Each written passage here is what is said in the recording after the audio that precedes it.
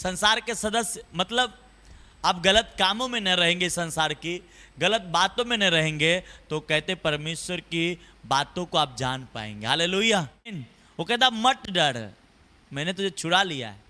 वो छुड़ा लिया है, पर छुड़ाने होने के बाद भी हमारे देखो मिस्र से निकलने के बाद भी इजरायली पाप करते थे, परमेश्वर पे कुरकुराते थे, परमेश्वर को गलत बोलते थे और वो उसका परिणाम भोग रहे थे। वो मिस्र से तो छूट गए, पर वो गुलामी में चले गए, शरीर के गुलामी में, शरीर की अभिलाषा में चले गए। हालेलुया।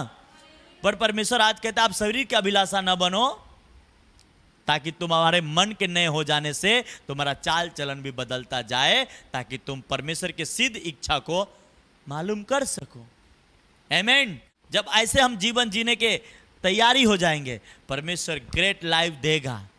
इतनी अच्छी अच्छी ब्लेसिंग बनाया किसके लिए? आपके लिए, हमारे लिए। इतनी अच्छी दुनिया बनाई किसके लिए? आपके लिए, हमारे लिए।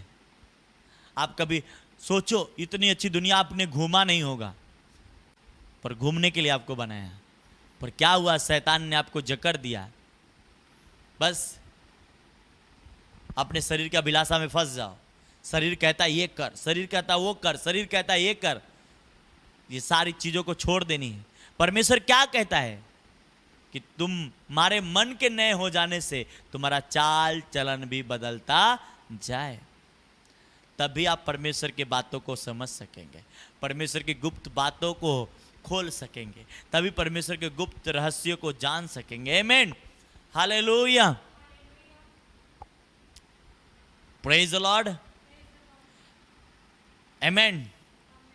पर यह तभी होगा जब आप परमेश्वर की इच्छा से चलेंगे, परमेश्वर की मर्जी से चलेंगे, अपने आप को परमेश्वर के भावता हुआ बलिदान चढ़ा देंगे।